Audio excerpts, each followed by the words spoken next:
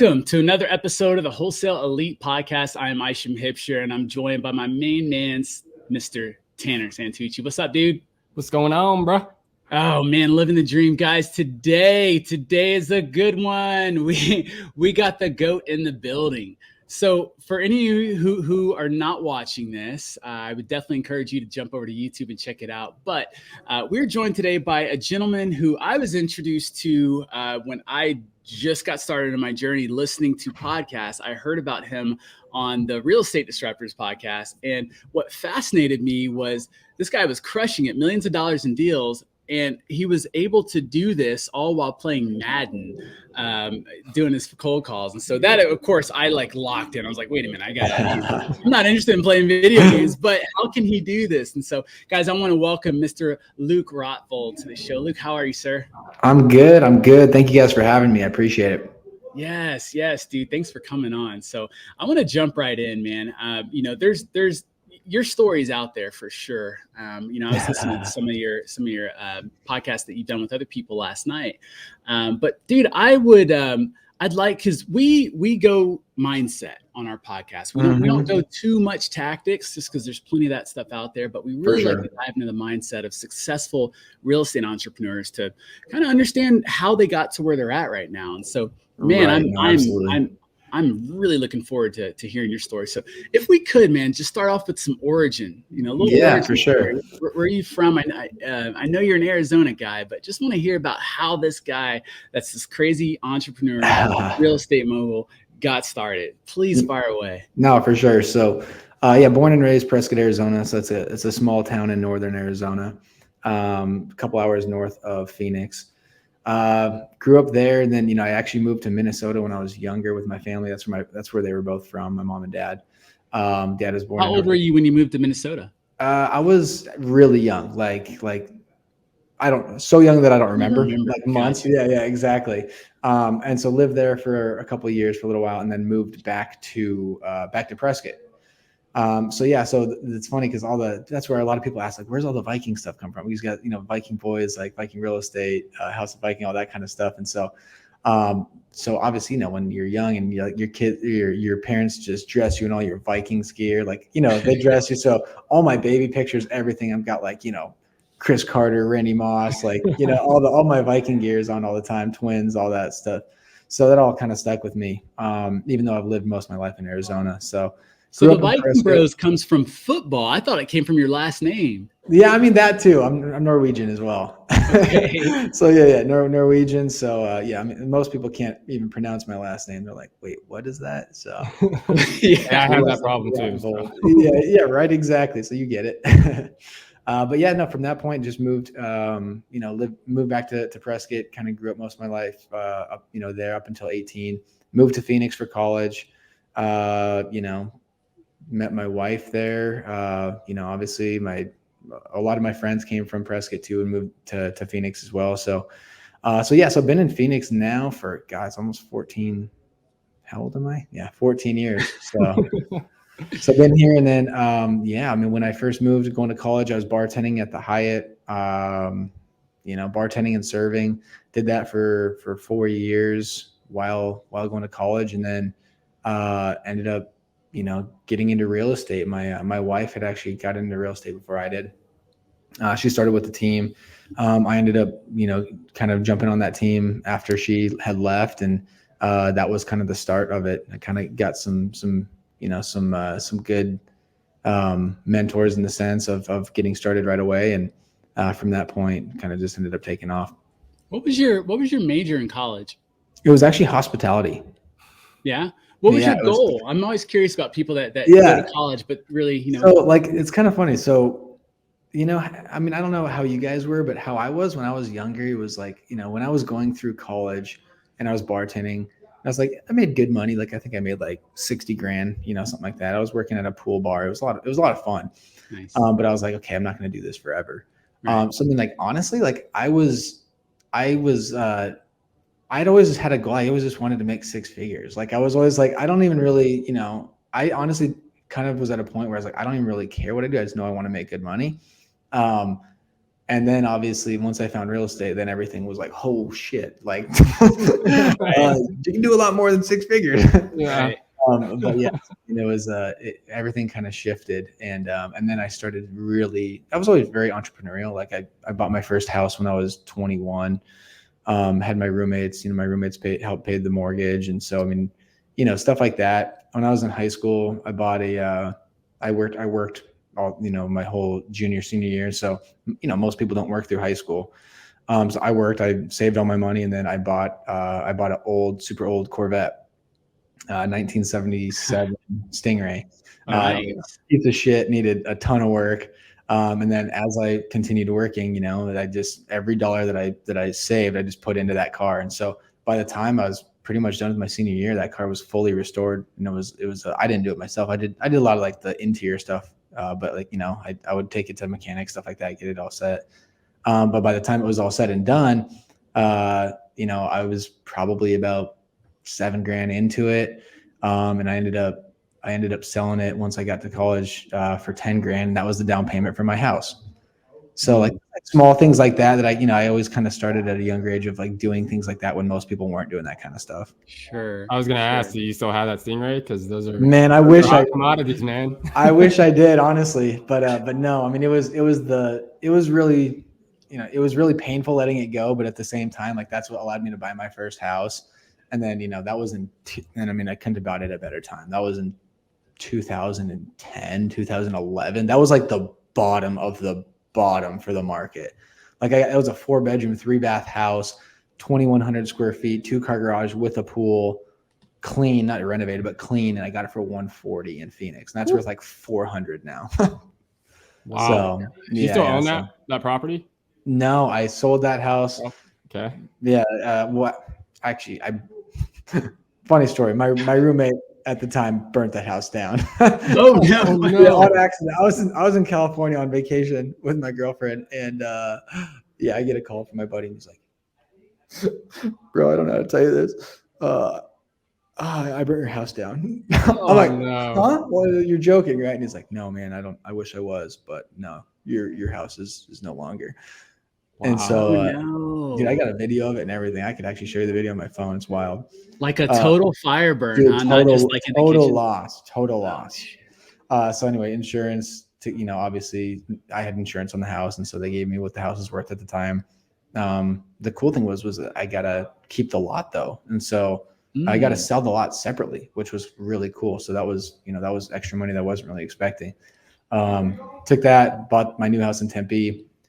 Lived there for a couple of years. It was right by ASU, which was nice. And then sold that house, and now I live on my house that I live in now.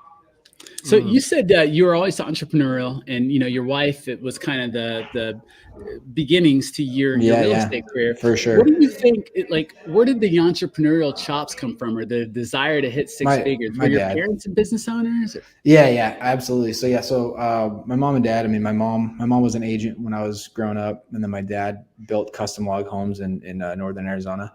So they did well. They didn't do like anything crazy. They made combined probably 150. I think there's a couple years they might have made a couple hundred. So I mean, they did well. We lived a comfortable life. And then the most painful thing for me was in 2008 when the market, obviously everyone knows what happened in 2008. Right. When the market got crushed, my parents lost everything. Oh, no. Like legit, like they lost absolutely everything. The cars, they lost, our house, and it was really difficult. It was a really difficult time seeing my parents have to go through that, having that such a comfortable life, going to absolutely, losing everything. I remember my mom worked at a bakery after that. My dad was like door knocking, like going door to door sales and stuff. So it was wild. It was so insane. It was so difficult to see happen. And so it was one of those moments for me where I was always like, okay, no matter what, I'm not going to let that happen. Like, I can't let that happen. And I talked to my dad. My dad was entrepreneurial. My dad was really smart, but he tells me the biggest mistake that he made, and he had so many opportunities to do this, was we always lived in a really nice house. We always lived in a big, nice house. And so he was like, I had so many opportunities to buy rental properties, to buy cheaper houses, and to just, because, if you start buying rental properties, you can always have extra properties where, and especially if they're lower dollar, you'll always have tenants. You're always going to have tenants. Where I remember when it came time for when they were trying to figure out what they were going to do with our house, it was such a high payment that like trying to find a tenant for it was impossible. You know what I mean? Like for it to pencil, you had to find a tenant that was going to be willing to pay. I think it was like $4,500 a month. This is back in 08. So $4,500 a month, take that for what it is 15 years later. That's probably like a $5,500, $6,000 payment now. And they couldn't find anyone. So they ended up losing it. And so that's what was really difficult. And he was like, if I have any advice for you, like if you were ever in a position to buy rental properties, buy them. And that's what the last 5 years, I don't have a lot of cash in hand. And like, we'll get into all that. Like we're we're fairly a cash poor business in the sense of like what we typically have on hand. Sure. But we got 40 rental properties. So, so I basically kind of did the things that like my dad had told me, like, hey, these are the mistakes I made. Don't make the same mistakes that I made. Awesome. So now you have a partner in your business, Jake Lands. Yep. Jake Land, is it Landis? Yep. Landis. Okay. Sorry, Jake. Do you guys separate your buy hold business, or is everything done, under the Viking boys? Yeah. So basically we've got, Jake and I have 30 of those 40. I think, Jake and I have like 32 of them together, 34, maybe even 34 of them together. And then I've got, my Airbnbs and my properties separate with my wife. He's got a couple properties separate with his wife. And then, like I said, we're about to embark on this 32 unit, my wife and I. So, nice. The units are going to jump after that thing's completed. Dude, I can't wait to get into that. So, okay. So let's back to you. So your wife gets into real estate. Yeah. You kind of get an eye for it. When does that turn to wholesaling real estate? So it was actually right off the bat because I never got my license. So, do you guys know Brent Daniels? We do. Heard the name? Yeah. So that was the team that I started with, was Brent. So Brent, it was him and his partner Dustin, and then it was me, Dustin, and Brent. We worked together for about a year, and then they ended up splitting. They had a disagreement on something. Then they ended up splitting, and when they split, that was when I kind of was like I was like the kid where my parents just divorced, and I'm like, okay, like, what do you guys? Yeah, I'm like, well, so I ended up working with both of them, just like 50-50 partnership with each of them, with Brent and then with us. And then it was, I don't know, it was just kind of like, I felt like it was just a little awkward. You know what I mean? Sure. And I still, we still did well. I did well with both of them.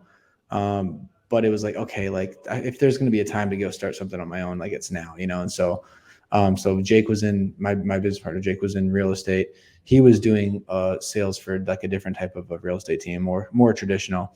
And we've been best friends since we were super young. We've known each other since we were like 6 years old, playing the same soccer team and stuff. And so we're like, hey, like I think the time is now, and so we ended up doing that. When started Viking Real Estate 2014.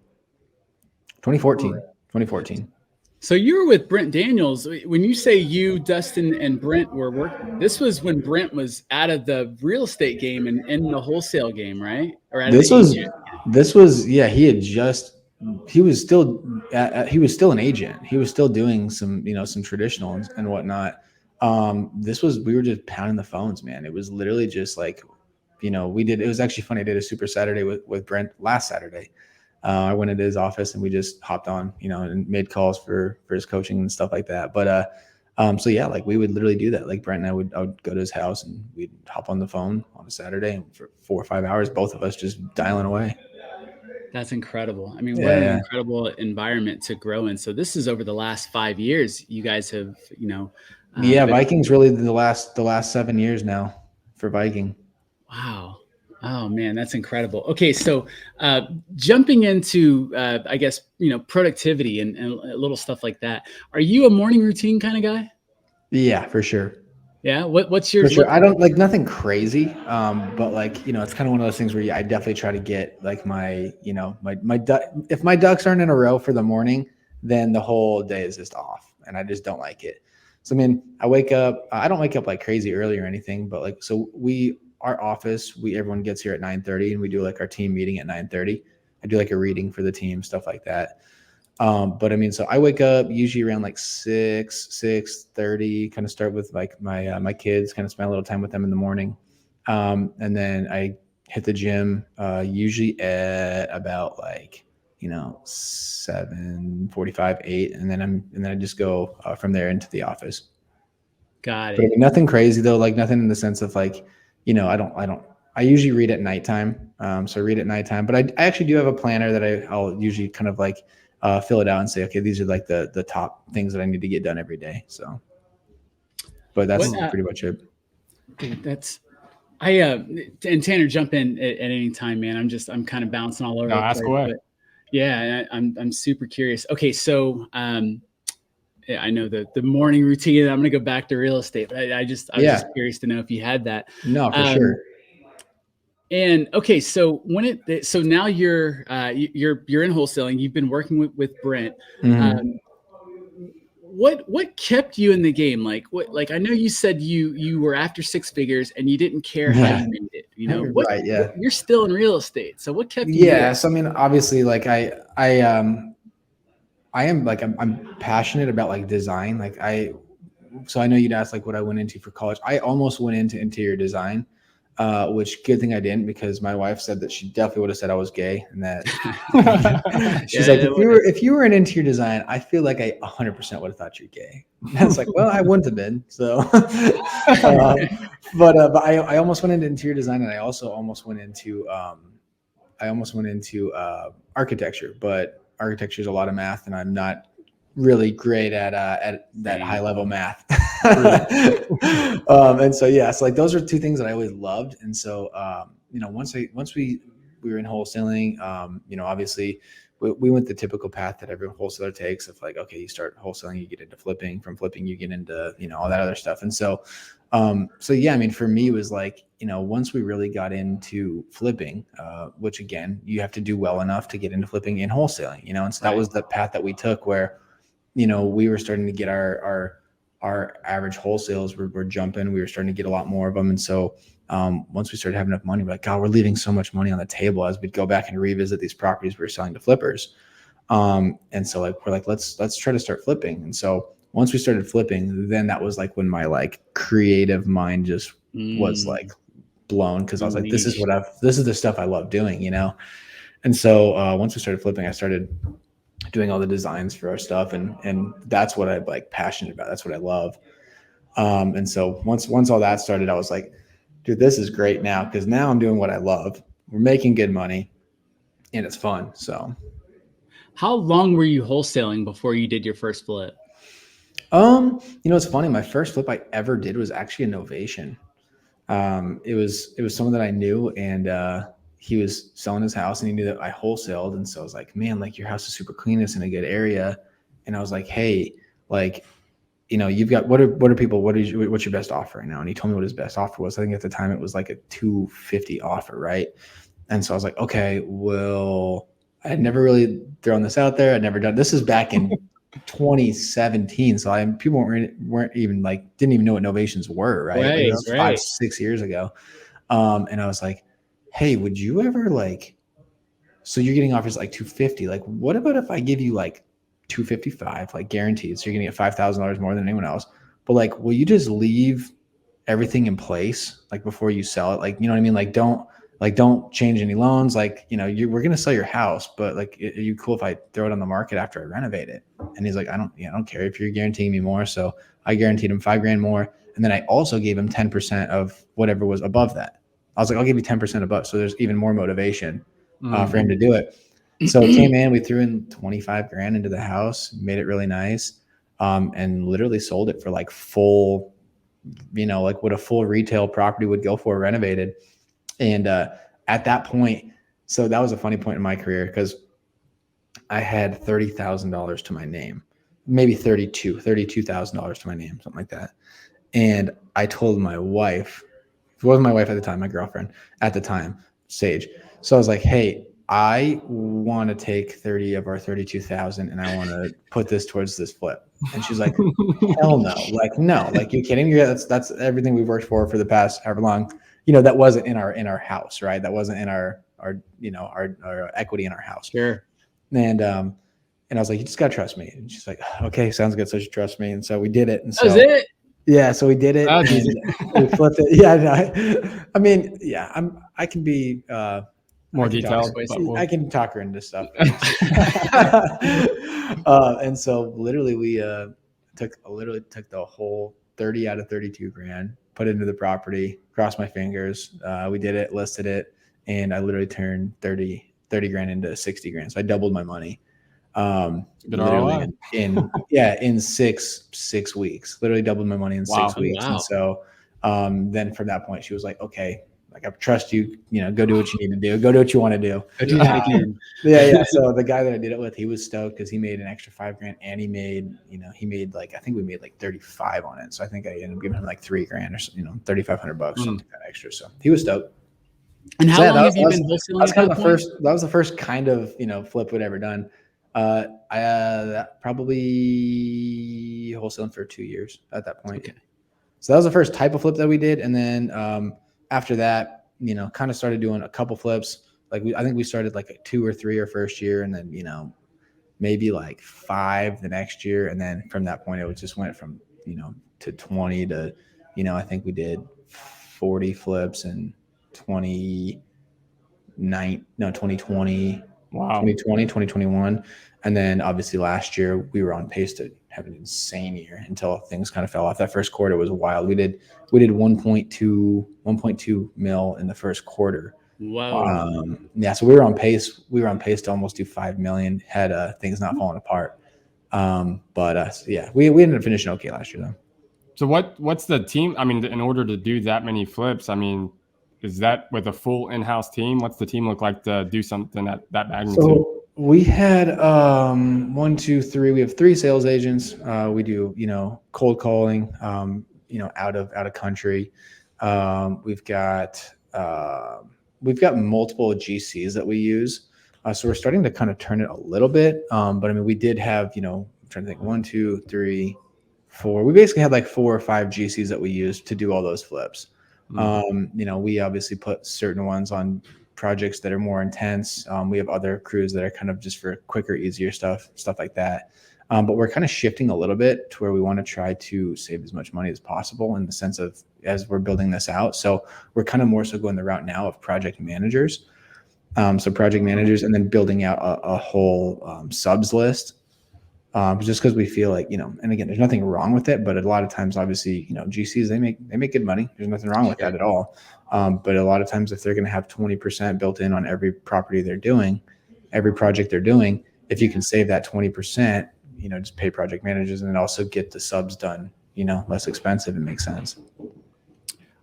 So you obviously still have before the show, just to the audience, Luke had turned his camera around and you can kind of see his office and the sales floor and everything. So you still have a wholesale business, right? It's not like you put your wholesale business to the side and went right into flipping.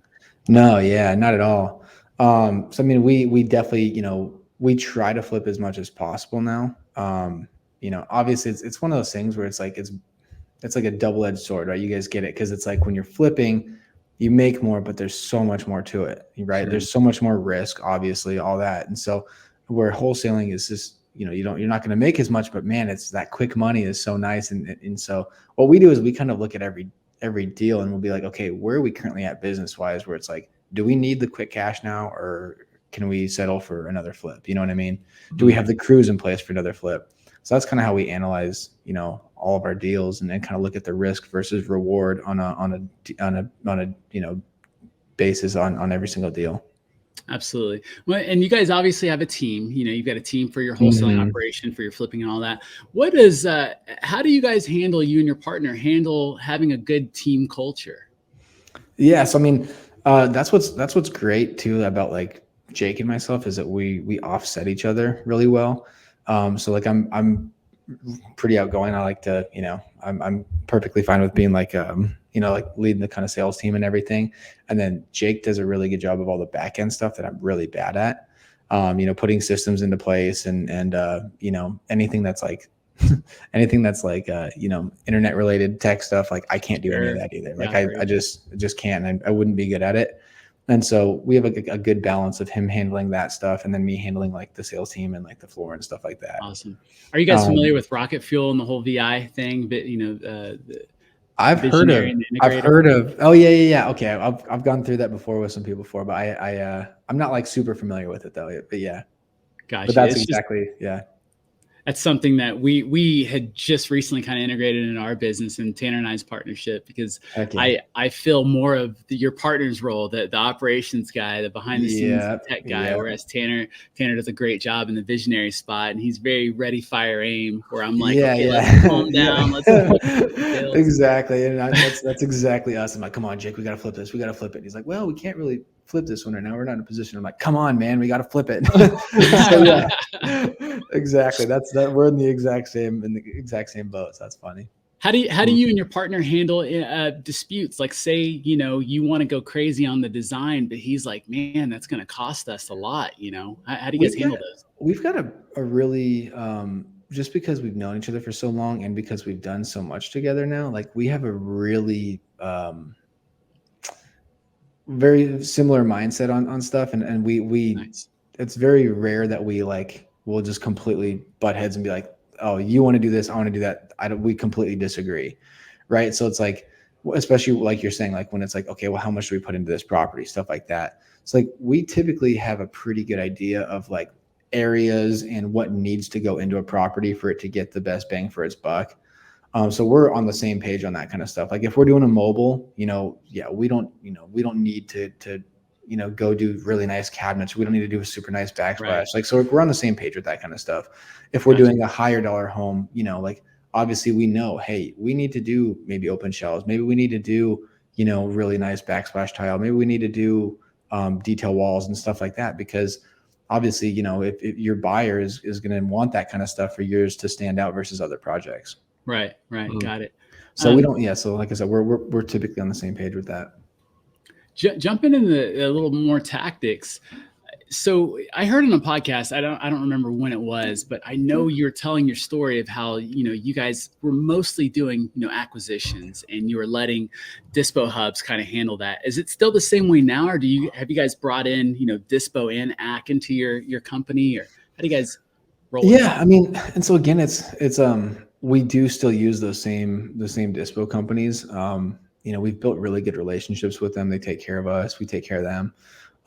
But again, we flip a lot right now. So when you're flipping a lot, you don't really need a lot of Dispo. You know what I mean? Right. And so that's kind of the main thing is that, let's just say if we do 100 deals a year, we're probably, the plan at least is to flip 70 and to wholesale 30. Yeah. And so, I mean, so we don't really, we've never built out a Dispo side on our team. And I mean, it kind of comes down to one of those things where, like I said, like the relationships that we have that are on the Dispo side, they're friends, like they've become really good friends of ours now, obviously. And, they don't typically do anything crazy where it's not like they're like ripping tens off of, our wholesales and stuff like that. Cause first we're not going to leave enough room on there for that to happen. But I mean, it's usually like $2,000 or something, you know what I mean? So it's usually like them throwing 2 on it and then moving it for us. So, I mean, I get it. Like, even if at 30, that's $60,000, but I mean, they'll provide us with free data. They'll give us, really good connections. They'll take us to Suns games. They take us to the Waste Management Open, the golf tournament, and stuff like that. So it's like fun one. Yeah. So, you know what I mean? Like, so we've got and again, they're good friends of ours. So it's like, we're typically okay with stuff like that. It's not too big of a, if we've got a wholesale where we're making $25,000 and they make $2,000, we're like, okay, cool, whatever. Well, I mean, it sounds like things are going phenomenally well for you guys right now in your business. What's one of the biggest challenges that you and your partner are facing right now? I mean, absolutely. Things were going good, like I said, up until about March, April of last year, right? Until everything kind of started shifting and changing. And then, I mean, we're in the same boat as everyone else where when that happened, we took a huge hit. You know what I mean? Like I said, we did 1.2 in the first quarter last year. We did 900 the remaining 3 quarters. So I mean, again, that's not, we're still okay with that because it was a complete drop off. But I mean, so it's like, we're definitely in that same boat of kind of working through things, try to figure out exactly what we need to do. We stopped a lot of our marketing just because, I mean, again, the marketing wasn't working. The leads that were coming in were dry. They weren't solid leads. Right. We got somebody's where, they're spending 40 grand a month on marketing. They did it 3-4 months in a row and they got nothing. And it's like, that's a tough pill to swallow of losing 150, 160 grand over 3-4 months for marketing. So we completely, not completely, but we dialed it back like 95%. So what kind of marketing are you guys doing? So right now we're just doing a lot of like JV model stuff. So like, when other wholesales, meeting with other wholesalers, meeting with agents, when wholesale deals come through, us running numbers on them immediately, trying to see what we can buy, what'll still make sense. So that's kind of, we obviously we're still cold calling. So, I mean, we still have, cold calling is nice because it's always so inexpensive, right? Like you can do it for hours and days and months. And as long as your sales guys are pretty good, I mean, you can still pull deals from it. I mean, we pulled a deal from a lead follow-up from 2.5 years ago, like 3 weeks ago. And I mean, it was, it'll probably end up being a $70,000 deal. So on that, if that took 2.5 years of follow-up, I mean, what was that follow-up process look like for people that don't understand on those longer follow-ups? I mean, was he calling once a month, twice a month? It was me actually. So I still call my own follow-ups and everything, my own leads. But yeah, no, I mean, so, obviously I've been cold calling for 8 years now and I do it regularly, consistently. And so I've got a ridiculous amount of leads that I've had built up over the years. So this was just a particular one where when I'm doing my regular follow-up, where I'll call people, depending on what I say on there, depending on my conversation with them, if it's every month, if it's every, 3 months, every 4 months, every 6 months, whatever it is. So I just kept following up with this guy and he always just said, yeah, I think we're getting closer. Basically for 2.5 years. Wow. And then finally I had a missed call from him. And I was like, oh shit. Like, and you guys know, if you guys have been doing this for a while, if you have a missed call from a lead, you're like, okay, if they're reaching out to me, this is good. Right. Yeah. And so, yeah, so I had a missed call. So I called him back and I was like, hey, what's going on, Pascal? And he's like, oh, not much. The time has come. I think we're ready. And I was like, oh, sweet. Okay. So then I went out and saw the property.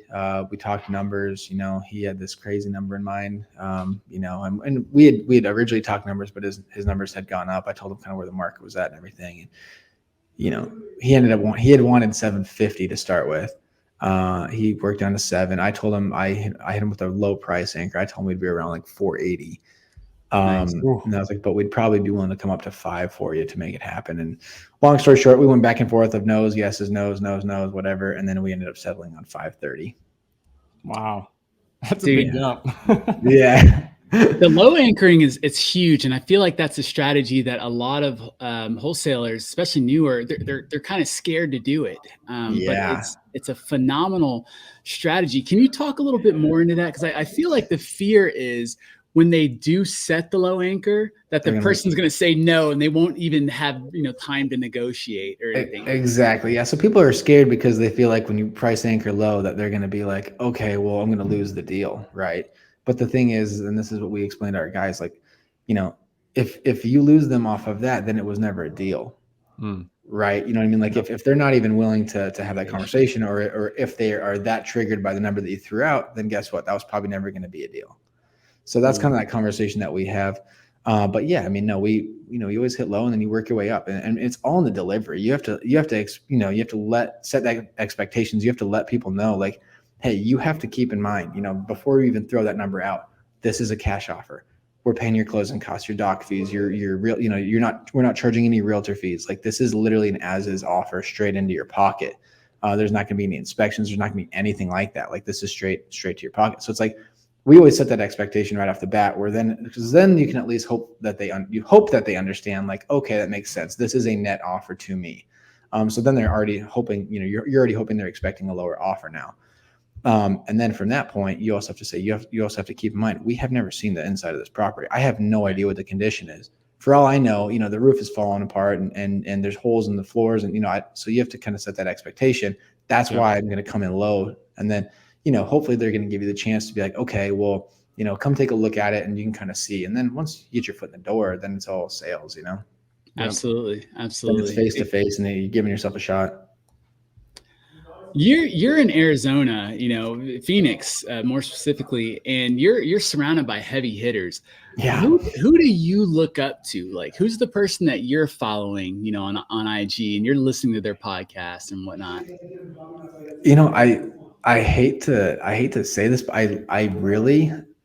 I'm not really like that. I don't know why. I'm just not really that person. Good. I'm just not like, I love what we do. And I'm like, obviously I know there's like big dudes that are doing big things, but like how I always view it, everyone's got their own thing, right? Like everyone has their own kind of niche that they like to hit or whatever it ends up being. And so I just try to like keep my nose to the grindstone and just like focus on what we're doing. You know what I mean? Like I try not to like, I try to like stay in my own lane and not be like, oh, like what's this guy doing? Or what's this guy doing? What's this guy doing? Like, I don't, and obviously another thing is, Brent's obviously a good friend of mine and he's obviously, he's a well-known guy. He's a really well-known guy. And so I think it's another one of those things where because I'm super close with them, I don't really, it's not like I don't know, like you know what I mean? Like I just kind of, I just view them as we're equals in the sense of business and everything. So I don't view other people like, oh wow, like can't wait to get to what this guy's doing, stuff like that. Sure. And we've also been blessed to have really good mentors, like a Brent, and we had a couple other guys that are in our industry that no one really knows about. One sec. You're good. I'm so curious to know who these people are. Yeah, so we had a couple other mentors in our industry. Again, no one knows who they are. They're not on social media. They don't do anything, but these guys flip 120 houses a year. And they gave us, really good advice because when we used to wholesale, we used to sell them a bunch of our properties. And then just over time, they gave us, just bits and pieces of advice that really helped us along the way.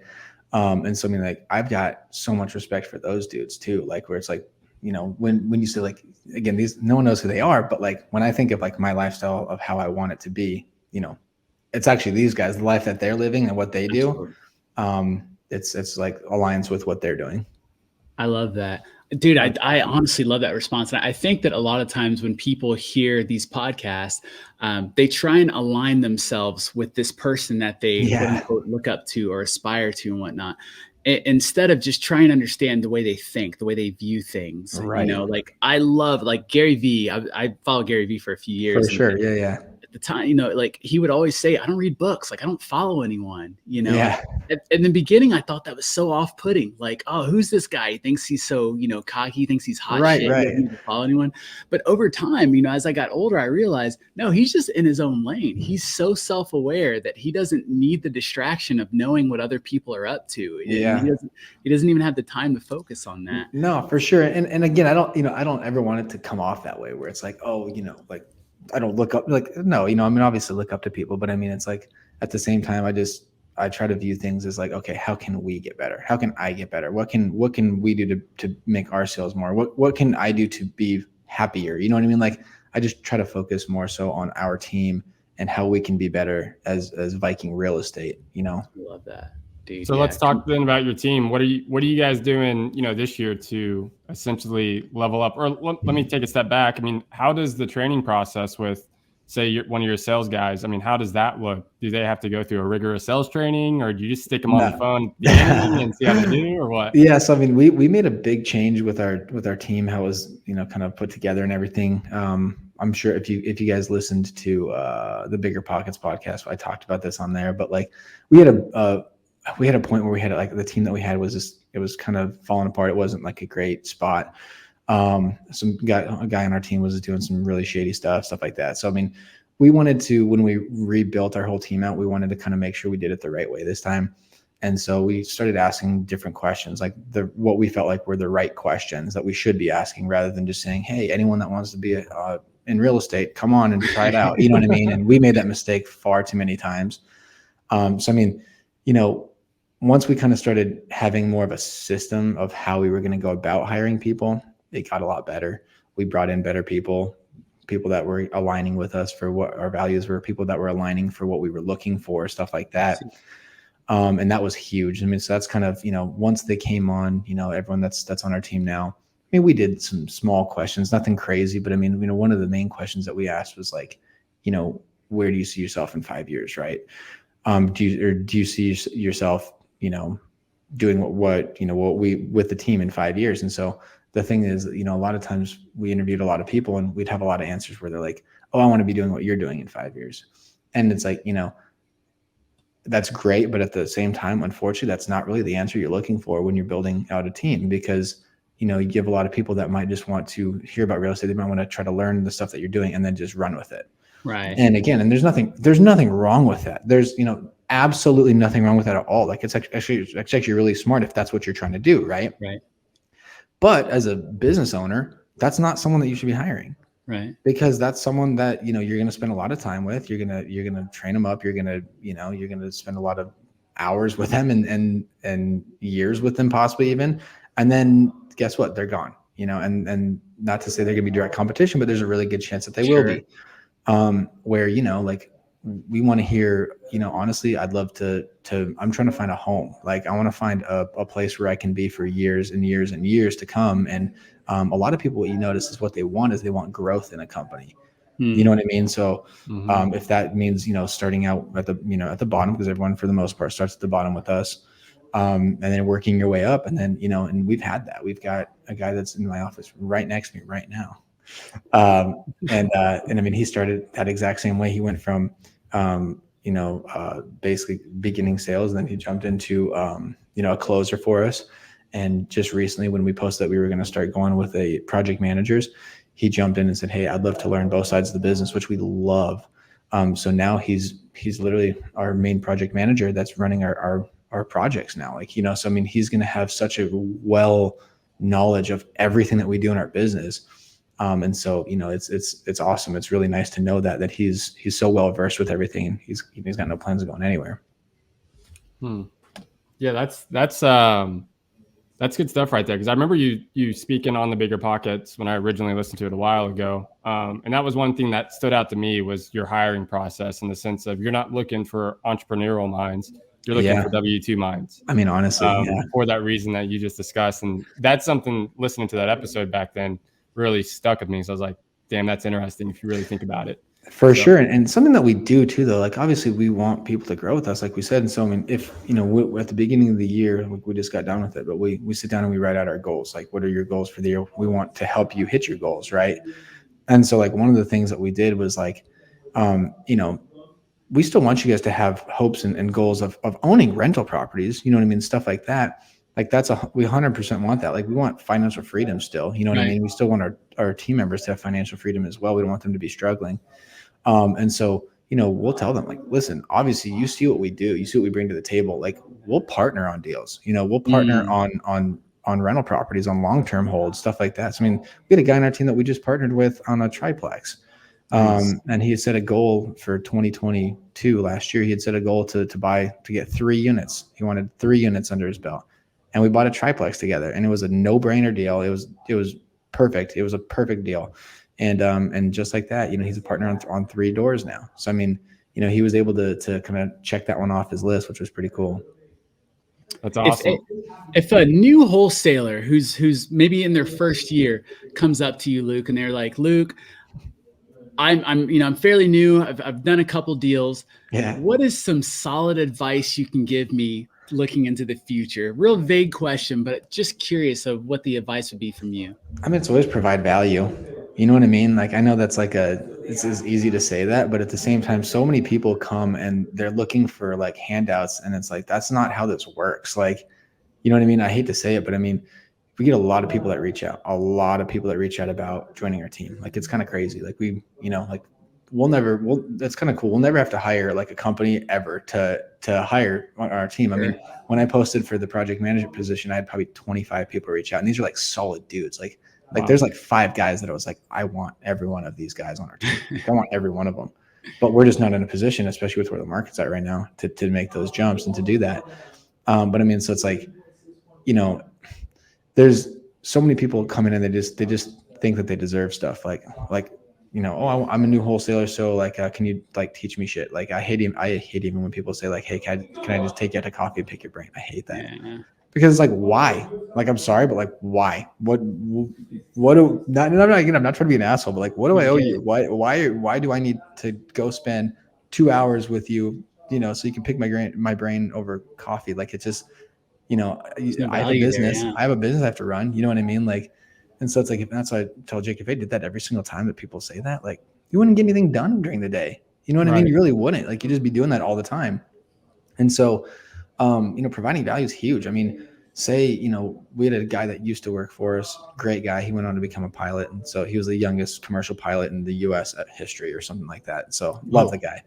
But anyway, when he came to us, he reached out and he said, hey, can I work for you for 90 days for free? Absolutely. You don't pay me $1. You just tell me whatever the fuck you need me to do. I will do anything. Like, I'll literally do anything. We're like, awesome. Sounds good. So he came on, really outgoing dude. We put him on the phone, started closing deals, started doing some other stuff. And then one of the stipulations that he said, after 90 days, if you want to keep me, then you can offer me a job if you guys are open to that. So that's what we did. 90 days was up and we're like, you're not going anywhere. Like, literally. And so yes, I mean, like something like that, like where it's, you're not asking for anything. You're just providing value, but you also want to learn, you know what I mean? And so, and he let us know, he's like, hey, this is something I really want to do. I'm really excited about it. But he also let us know, like, I am going to be a pilot too, though. Like, I know that's part of my plan, that I would like to do. And so, that was kind of one of those things where that was before we did that whole training of like, asking the right questions. Sure. Where we probably wouldn't have hired him, realistically, we probably wouldn't have even done that last time. And that was actually a big part of it, because he was one of the last guys of that team that we had where it was falling apart, because the one guy was shady and did all that shit. And then he was gone. And then this was our like golden child. Like, and then, and then when he was like, hey, I got the opportunity to be the youngest commercial pilot, I'm out of here. We're like, no, no, like, what are we supposed to do? So he ended up leaving, and that was when Jake and I looked at each other like, well, let's jump in, because I love hearing about these scenarios, because again, mindset, like, that's a shitty situation in business, but yet you guys have survived. What was in your brain? How did you guys crawl out of that position and to where you're at now? Yeah, I mean, we had our top 2 sales guys. I mean, it was me, Jake, my mom works for us. She's like one of our closers, and she's ruthless. She's awesome. That's awesome. And so she works remote. So she does, like, she's on Podio, and like anytime like the hot leads come through, then it goes to her and she'll close them. So she does great, but she's also, I love my mom, but she's also 63. So she's not trying to work full time. She's trying to do stuff here and there, whatever. She's got a couple of Airbnbs that she's, running and stuff. So these were our top 2 guys. One of them siphoning leads from us, closing them behind our backs. It's because we had way too much trust in him. He'd worked for us for a couple of years, and then Jack was the other one. So they both were gone. And then it was really just Jake and I, and we were sitting in our old office, and we're like, whoa, like our team just like disintegrated. Like, it happened within like 2 weeks of each other. Wow. And so we're like, okay, well, what do we want to do now? And so, yes, I mean, exactly like you said, like mindset, like you just have to, a lot of people would have probably been like, okay, I don't really know. This was the team we had that was bringing in our deals. Now we don't really know what to do. And so Jake and I just regrouped, and we're like, okay, we got to figure something out, So we shifted everything, completely switched it up. That was actually when we decided to sell our old office, because I just had bad vibes in there, because I just kept thinking of that one dude that was in there. Yeah. Because he was in there every morning when we go there, and he'd be like, hey, what's up, guys? And I'm just like, so every time I went in that office after he did that and after he left, I was like, God, I just think of him. I just think of him at the front of the door, like being like, hey, what's up, guys? And I'm like, I got to get out of here. Like, I need a complete change up. I need a complete change of scenery, everything. So I was like, hey, let's list the office for sale. So we listed that. That was when we ended up finding this place. So I mean, we really just shifted, you know what I mean? Just completely shifted in completely different direction. And then once we did that, we were able to kind of be where we're at now. And I take it, while you had that team in, like, you guys didn't take your foot off the gas. It's not like, okay, we hired people, now, we're going to go on vacation. We're going to go work, on the business instead of, like, you guys were still making phone calls. Oh yeah. Absolutely. Yeah. But then it was like, it just felt like such a step in the wrong direction. It felt like such a step backwards, because it was like, then it was back to the point of like, okay, we're back to just me making cold calls. And then also we're still doing our other stuff, but I'm like, I'm not going to just start answering all these. Like, I'm not going to start doing all of the inbound leads and all that. Like, I'll get freaking crushed. And I got 3 kids now, and this is gonna be really, really tough to handle all that with the stuff that I do, So we, like I said, completely pivoted and completely redesigned the whole team. And we actually went off the book Traction. You guys ever read the book Traction? Absolutely. Yeah. The same author of Rocket Fuel. Yeah. Yeah. Okay. So that's what it's from then. Yeah. So we completely went off of Traction and that was kind of how we decided to rebuild everything. Oh, dude! I wish I'd have known about that earlier. I would have asked you a lot more Traction questions. that's kind of our game plan. We read Rocket, or we're reading Rocket Fuel. And Traction's what's next for us, so we can kind of implement all the stuff that we're learning in Rocket Fuel. For sure, nice. Yeah, it's exciting. Hell yeah.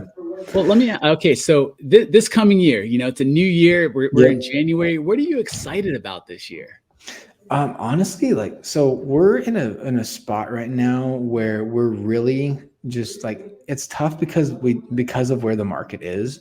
So when we were actually talking about this when we were setting our goals for 2023, because it's like we normally set our goals like, okay, buy this many rentals and stuff like that. And so it's going to be a strange year. It's going to be a strange year for the fact that we've never really done this before, but I'm actually really excited about it. So we're kind of considering this like a year to just get completely stable, and we want to build up that bank account. Yeah, slow down to speed up. Yeah. Yep, exactly. And so obviously with where interest rates are and everything, it doesn't make a ton of sense either in my eyes to just go buy a bunch of rental properties. We did a lot of that the last 4 years. So yes, our goals actually this year are to really dial in our systems, next level, really build out the whole construction team. And then honestly, one of my big goals is just get all of the basically as debt free as possible in the sense of some of the properties and stuff like that. We take on, we'll take on partners where they'll give us some money where we end up saying, okay, we give them a preferred rate on every dollar that they give us. So we're just let's give some of that back. Let's get some of them their money back, and let's just get 100% flush. Let's go start building that cash, reserve up a ton. So that, when the market, if it does continue going down, or just once it kind of neutralizes where we really actually know what's going to happen, we're going to be in a really good position to just take off. Awesome, dude. So, and again, we've never had goals like that. We've never really had a year where it's let's just actually kind of take our foot off the gas in the sense of buying stuff to keep, you know what I mean? Right. It's always every year it's been, no, let's add 10 rentals. Let's add 10 rentals. Let's add 25 rentals. Let's do this, so that's always been the goal. And so it is going to be definitely strange, but we just feel if we can get everything completely dialed, then depending on whatever the market does, we're going to be able to just go crazy. Absolutely, dude. That's awesome. I'm so looking forward to seeing what you guys are going to do this year. I know one of the things that I did want to ask you about that's happening this year is you guys are launching a community, right? Yeah, absolutely. Can you talk about that? Yeah, for sure. So it's called House of Viking. So basically it's an online community that we wanted to start. There's a lot of obviously Facebook group, real estate communities and stuff like that. We wanted to do it completely off of Facebook because I just feel I'm in 5 of them and they all just bleed, they all bleed together. Yeah. And basically what it all is just people sending deals in there in states that I don't care. I don't give 2 shits about. I'm sure. I don't even know why I'm in these. I'm not interested in any of the stuff that's going on in there. So we wanted to do something completely different. So it's nationwide, but basically what we're doing is it's going to be, we have a lot of people that reach out saying hey, can you help me with this? What would you do in this situation? What would you do here? What would you recommend? So, instead of all those people just saying, can I pick your brain? We wanted to kind of bring everyone together to a place where it's hey, listen, any questions you might have, you can put them in House of Viking now, and we'll answer your questions right in here. So, we're going to do cold call coaching. We're going to talk about our Airbnbs, how to buy them, the process of going about them, design, wholesale, fix and flip, absolutely everything, creative finance, novation. So we're going to talk anything real estate, anything that anyone has any questions on with building out their wholesale team, building out their, and, you know, their, anything along the lines of their real estate journey, we have a pretty good, you know, knowledge of it, just for the fact that we've kind of gone so many different routes with things. And so, I mean, we have people in House of Viking now that, again, like, you know, people where they're like, hey, I just want to buy my first Airbnb. You know, can you help me find what's going to be a good Airbnb and how to go about it? All the way to people that did, you know, $3 million last year in wholesales, you know? So, I mean, like, we're building like it's going to be like almost like a training community, but at the same time, it's going to be a mastermind. So we're bringing in a bunch of really, really good people, like, you know, good net worth people too, where it's like, you know, they're going to bring really good information to the table.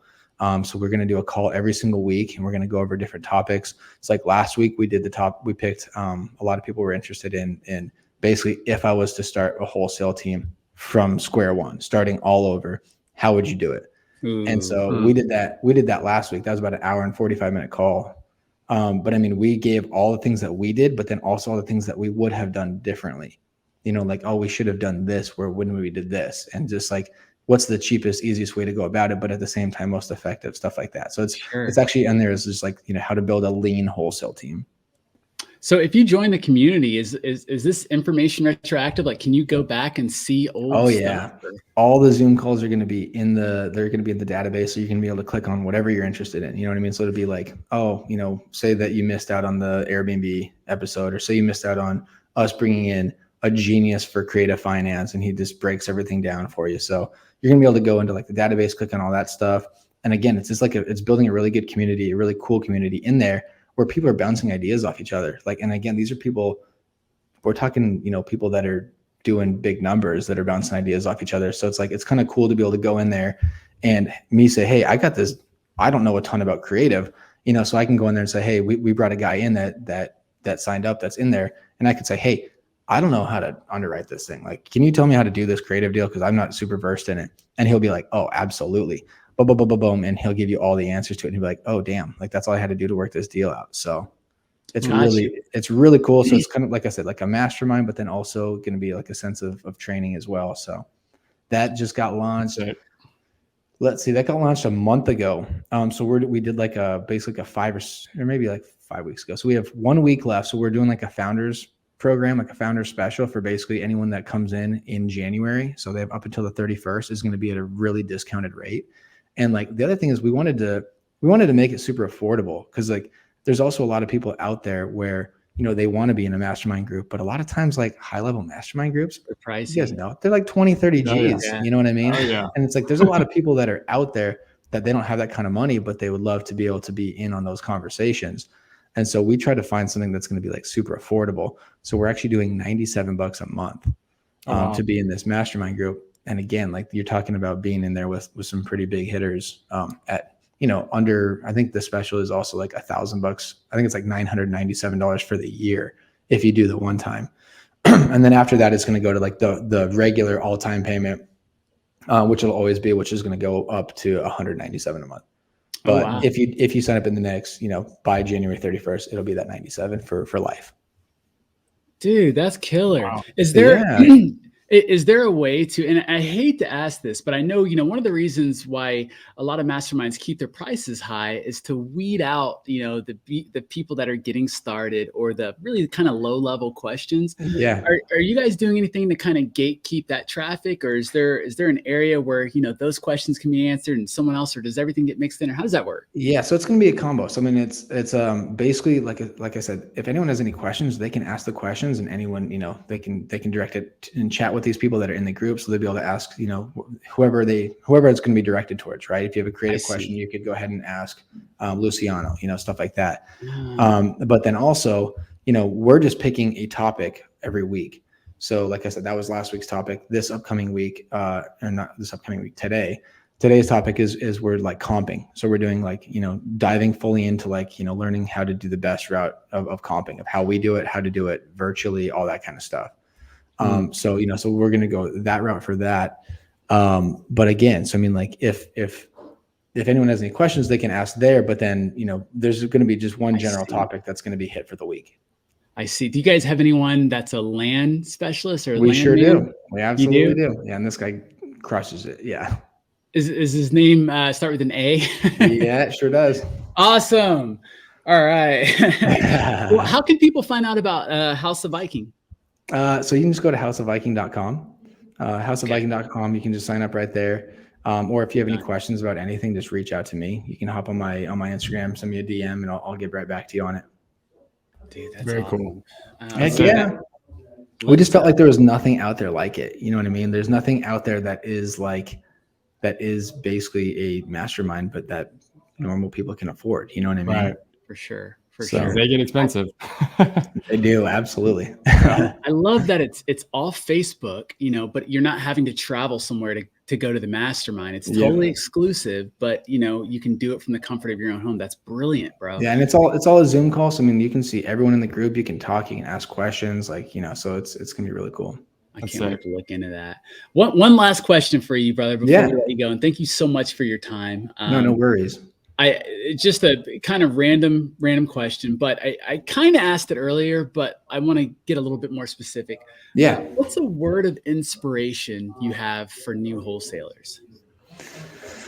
I mean, honestly, it's again, this is pretty basic, but you just have to get in. You have to get your finger, if you got to get your hands dirty. I mean, it's like there's so many people I think that have analysis paralysis where they're like, they get into it and there's so many different routes to go. There's so many shiny objects. There's novations. There's creative. There's this. There's so many different things to catch your attention.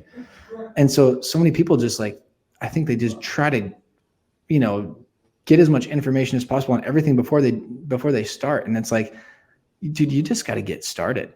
You got to jump in and you just have to actually make the calls, or you actually have to to go the route, start talking to people in the sense of, you're not going to ever learn anything if you're not doing that. You know what I mean? I think that's the biggest problem with so many people is when you're just trying to gather all this information, you completely, paralyze yourself. Yep.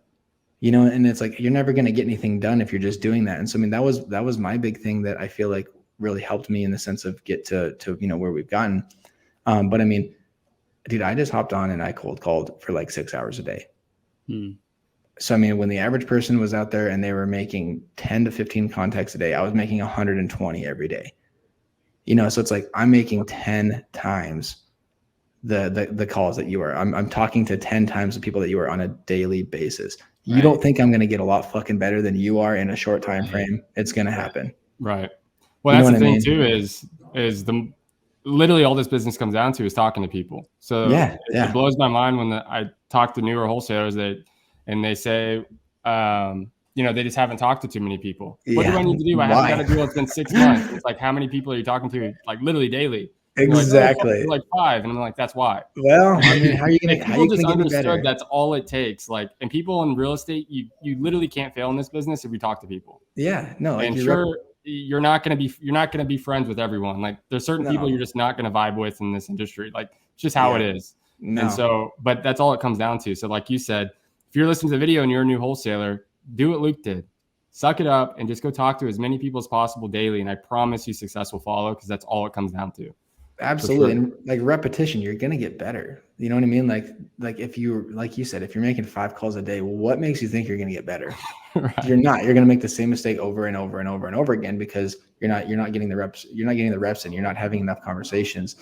And so, I mean, obviously, again, when you start having 5 times, 10 times as many as other people, you're going to start learning your mistakes really quickly. You know what I mean? So if it takes somebody 2 weeks to have as many conversations and to start having some of those, those no's and the reasons for the no's of why people are saying they're not interested, versus me who can do it in a day. And then, in 1 day or 2 days. And I'm like, oh, I just realized what I'm saying that I need to stop saying, because it's pushing people away.